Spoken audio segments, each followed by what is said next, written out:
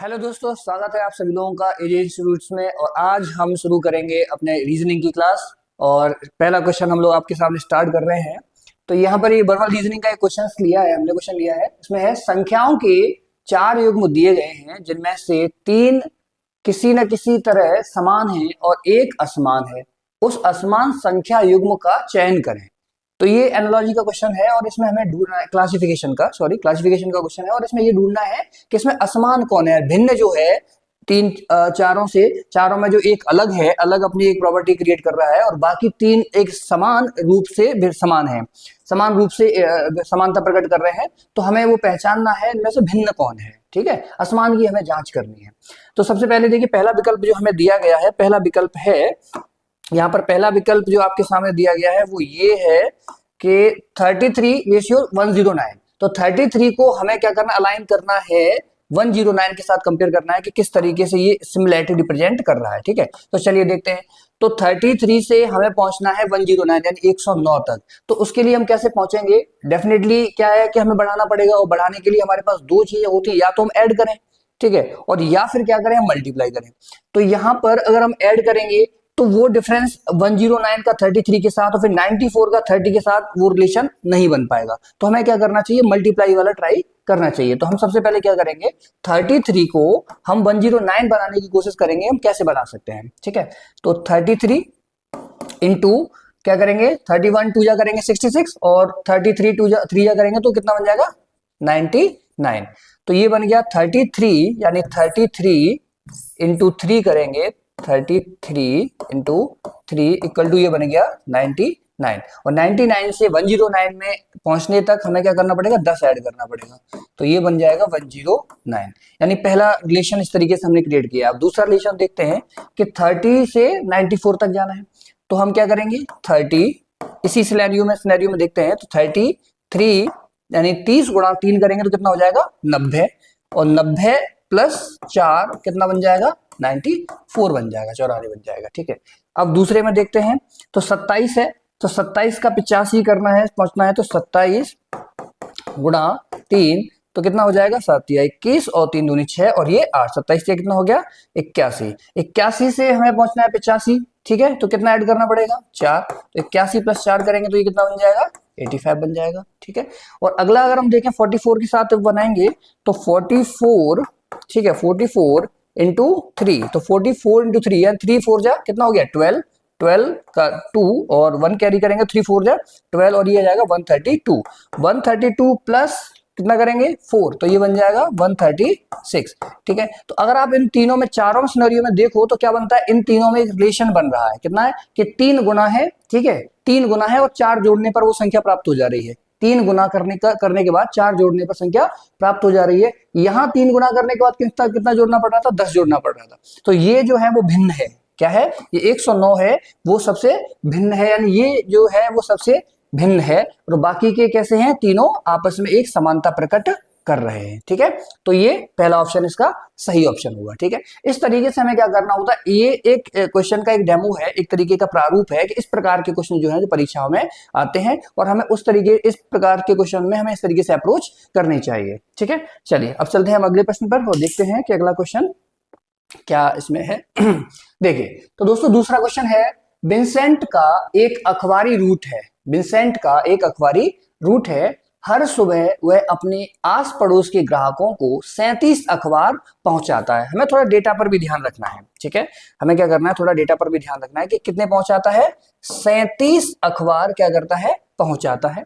उसके बाद सभी अखबार पहुंचाने में विंसेंट को 50 मिनट लगते हैं। कितने मिनट लगते हैं, 50 मिनट लगते हैं। अगर विंसेंट बीमार होता है, अगर विंसेंट बीमार पड़ जाता है, या उसकी कोई और योजना होती है, या अगर अपने कोई योजना में बदलाव करता है, तो उसका दोस्त थॉमस जो उसी गली में रहता है, कौन, उसका दोस्त है थॉमस, उसी गली में रहता है, कभी कभी उसके लिए अखबार पहुंचा देता है। यानी थॉमस जो है वो उसकी क्या करता है, मदद करता है, किसकी, विंसेंट की। ठीक है, तो देखेंगे इसमें पहला विकल्प क्या दिया गया है, विंसेंट और थॉमस एक ही पड़ोस में रहते हैं। बिल्कुल सही बात है, एक ही पड़ोस में रहते हैं, अभी लिखा है। उसका दोस्त थॉमस जो उसी गली में रहता है, तो इसको देखेंगे, ये पहले स्टेटमेंट के साथ क्या कर रहा है, मैच कर रहा है कि उसी गली में रहता है, उसके पड़ोस में रहता है। ठीक है, थॉमस को एक कागजात वितरित करने में 50 मिनट से अधिक का समय लगता है। 50 मिनट अधिक का समय नहीं है, क्या बोला, सभी अखबार पहुंचाने में, एक अखबार नहीं, सारे अखबार पहुंचाने में कितना लगता है, 50 मिनट। और यहाँ क्या कह रहे हैं, थॉमस को एक कागजात, ठीक है, को कागजात वितरित करने में 50 मिनट से अधिक का समय, तो अधिक का समय नहीं लगता है। तो इस प्रकार से देखें तो ये विकल्प तो सही नहीं है।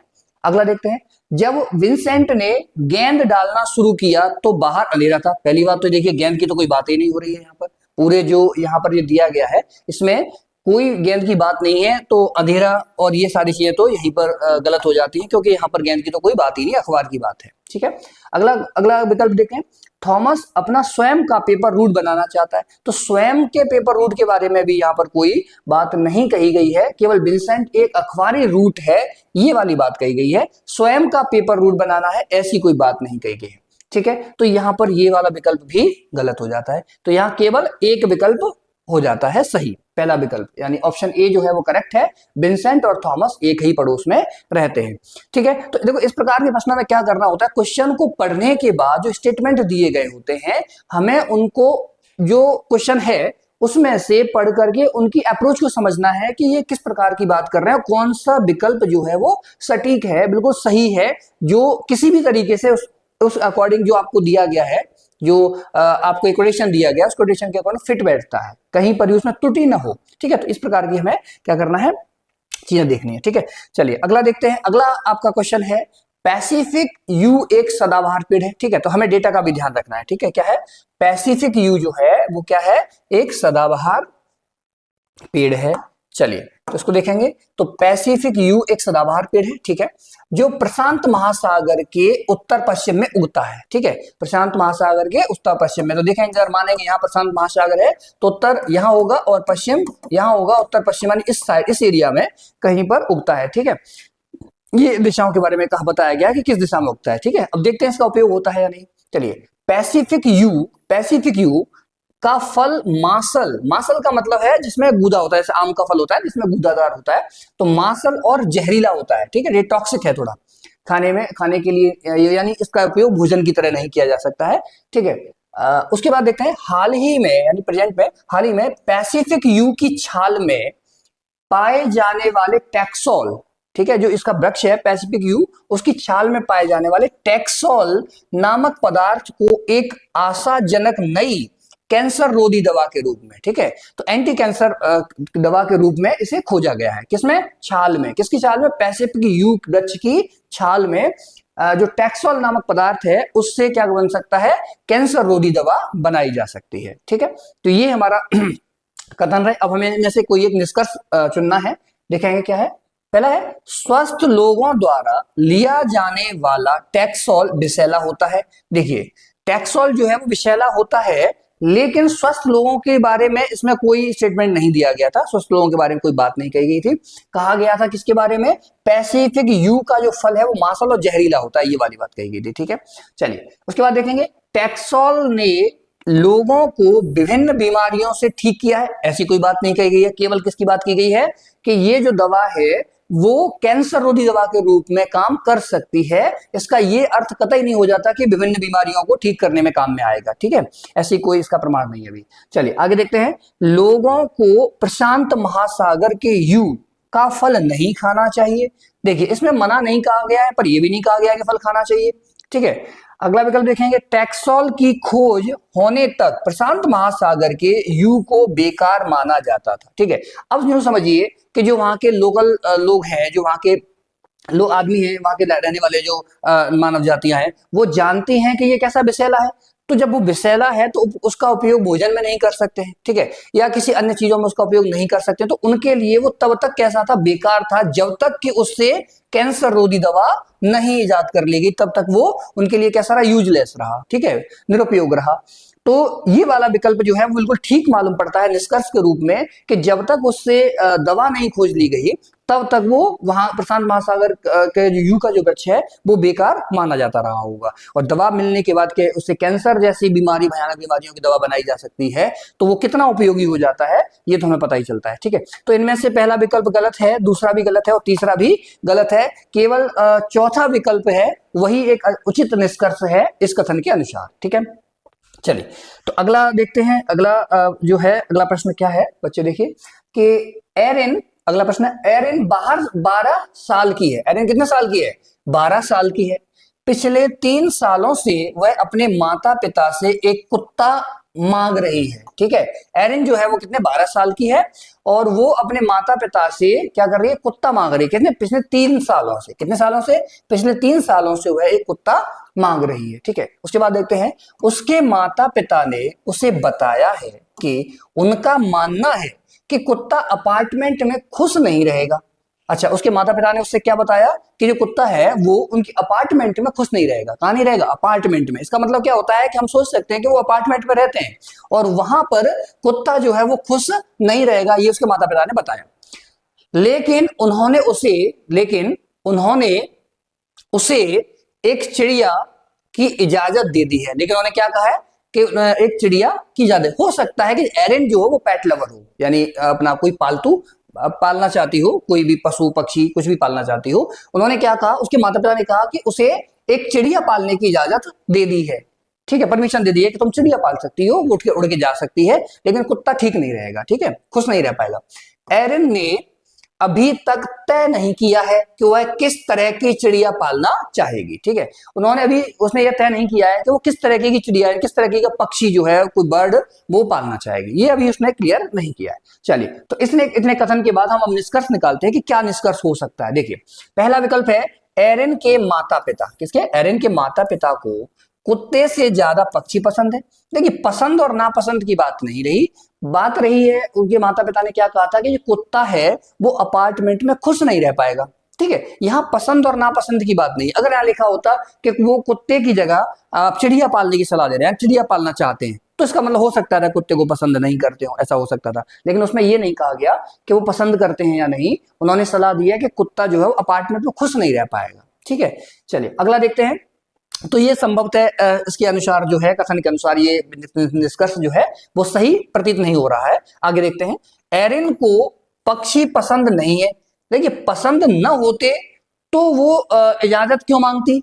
ठीक है, और दूसरी बात ये है कि यहाँ कहीं भी ये नहीं कहा गया, फाइनली नहीं कहा गया है। ठीक है, निष्कर्षतः यह नहीं कहा जा सकता कि उसे पक्षी पसंद नहीं है। अगर हम लास्ट वाली लाइन को पढ़ें कि एरिन ने, ठीक है, अभी तक तय नहीं किया है कि वह किस तरह की चिड़िया पालना चाहेगी। ठीक है, तो अभी उसने तय नहीं किया है, ये ठीक है, लेकिन इसमें इसका अर्थ ये नहीं हो जाता है कि चिड़िया पसंद नहीं करती है। ठीक है, चलिए, तो इसकी चिड़िया के पसंद या नापसंद के बारे में तो बात नहीं कही गई है, तो हम निष्कर्ष नहीं निकाल सकते। हाँ, अगर उसे मान लो चिड़िया पसंद होती तो वो तुरंत कह देते कि हाँ मैं फलाने तरह की चिड़िया पालना चाहूंगी, तो वो तुरंत निर्णय लेती, पर ऐसा नहीं हुआ है। ठीक है, अगला देखते हैं कि एरिन और उसके माता पिता एक अपार्टमेंट में रहते हैं। देखिए ये ठीक बात है क्योंकि ये लिखा भी है।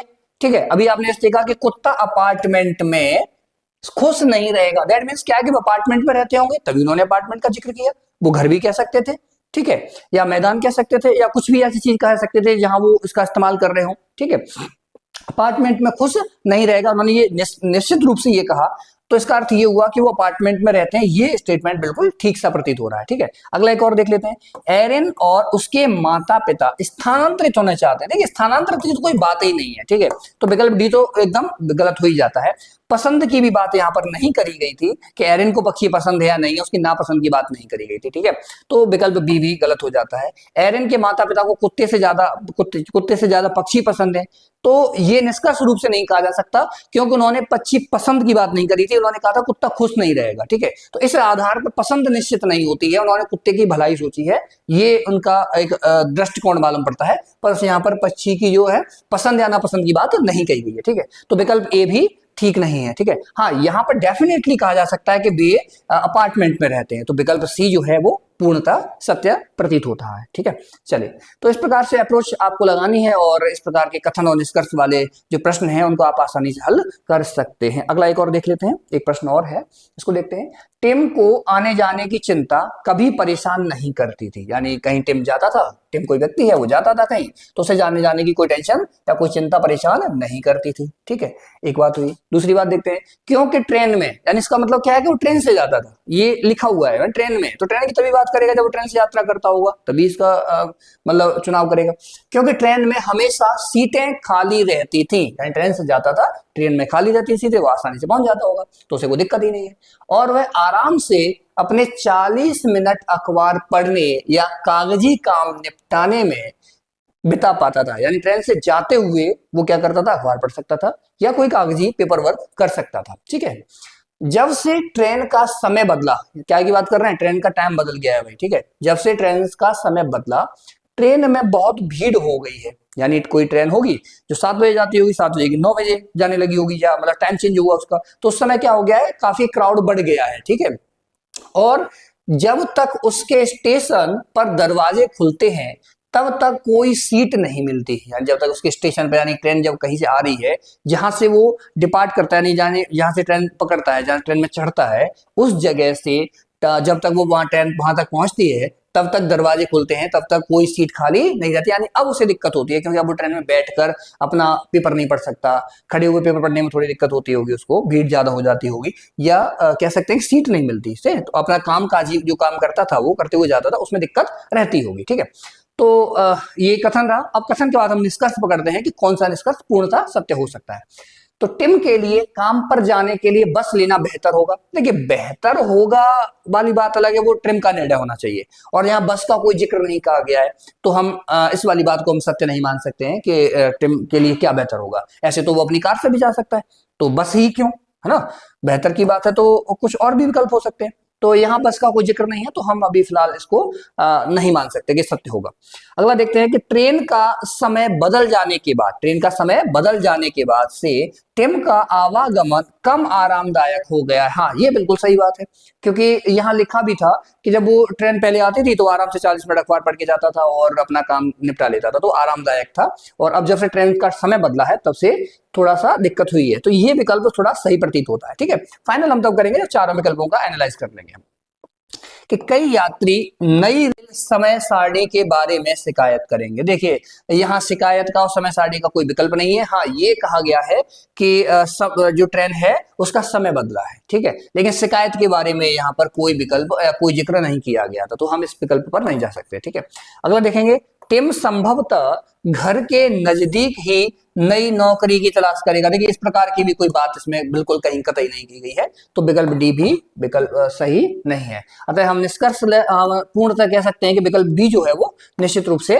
सत्य होगा। ट्रेन का समय बदल जाने के बाद से ही टिम का आवागमन कम आरामदायक हो गया है। ठीक है, चलिए, तो इस प्रकार से क्वेश्चन की अप्रोच आपको लेनी है और प्रश्नों को हल करना है। ठीक है, चलिए, तो अगले प्रश्न के साथ प्रस्तुत होते हैं हम, जल्दी ही अगली वीडियो में आपके सामने आएंगे। तब तक के लिए धन्यवाद, थैंक यू सो मच।